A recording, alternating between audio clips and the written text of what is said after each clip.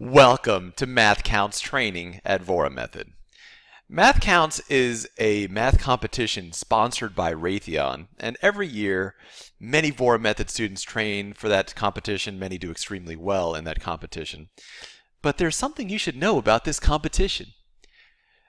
Raytheon, the main sponsor of Mathcounts, is best known as a defense contractor. That means they make weapons and equipment for the military. What's strange, though, if you scroll down to the major sponsors, you notice that Raytheon is not the only military-oriented organization here. You have Raytheon, you have Northrop Grumman, that's another major military contractor. 3M does some military contracting. And then you have the Department of Defense itself here.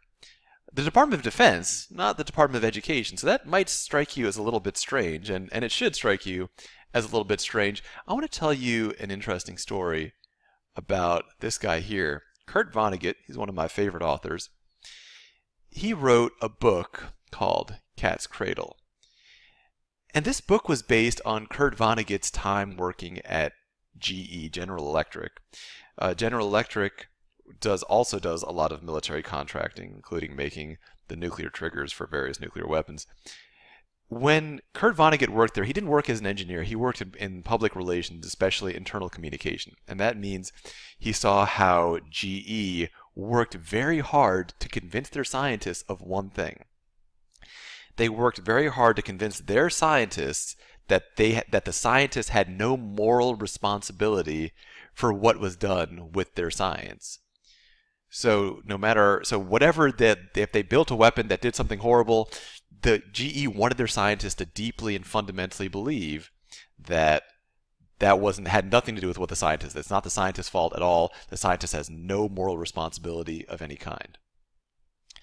And so Kurt Vonnegut wrote this book, Cat's Cradle, basically making fun of that. He made fun of, one of the major characters there is making fun of one of the scientists who designed a lot of weapons and was only interested in the science, didn't care what happened with it.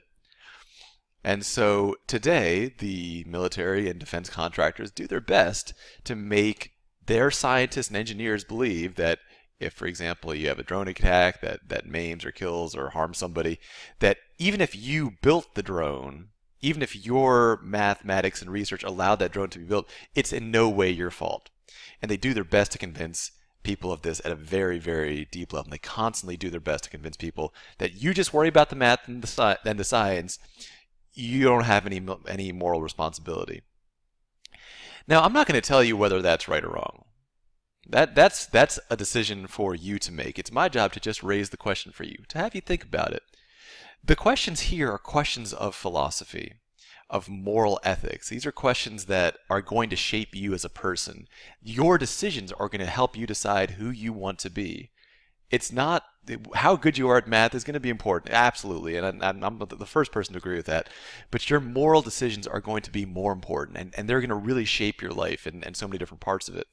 I want to introduce to you two moral philosophies, and there are many, many others. I want you to. This is an exploration for you to do. This is not for me to tell you what's right and wrong. You need to figure out for yourself what's right and wrong. First, I'm going to tell you about Immanuel Kant. He was one of the greatest philosophers, though, or at least one of the most respected philosophers of the 20th century. His basic moral philosophy comes down to something he called the categorical imperative, which is act as you would want all other people to act towards all other people, or as he says, act according to the maxim that you would wish all other rational people to follow, as if it were a universal law. So whatever you do in a situation, according to Kant, you should choose to do what you would want every other person to do in a similar situation.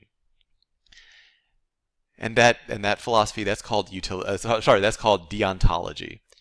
Utilitarianism is a totally different way to look at moral ethics. Jeremy Bentham and John Stuart Mill were the originators, the real driving force at the beginning.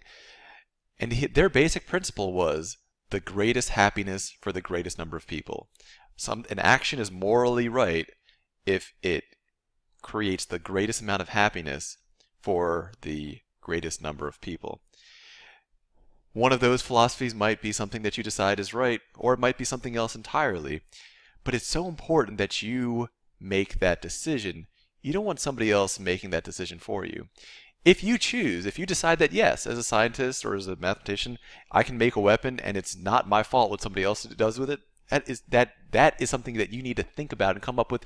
If you decide that you will not do any kind of military contracting or military research, that's also something that you might decide to do. I've known many scientists, many great scientists who do both. I mean, I've known many great scientists that say I will not do any military contracts ever. I believe it's immoral. And I've had known many great scientists that are totally willing, that and there's still people that I have respect for. So I do think this is a moral decision for you to make as an individual. I can tell you what my decision was on this, because in addition to equipment manufacturing weapons, the military also does a lot of education. They need to educate I mean, everybody in the military, whether you're working in the combat side or operations or engineering, you do need to get education and training.